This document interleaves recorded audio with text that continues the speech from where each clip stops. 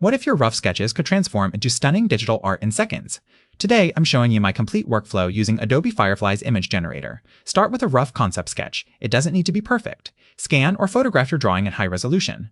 Adobe Firefly works best with clear line work and defined compositions. I usually adjust contrast in Photoshop first to enhance edges and ensure Firefly reads your sketch accurately. This prep work is crucial for better results. Upload your sketch into Firefly's generative fill feature. Write descriptive prompts matching your artistic vision. Include style, lighting, and mood.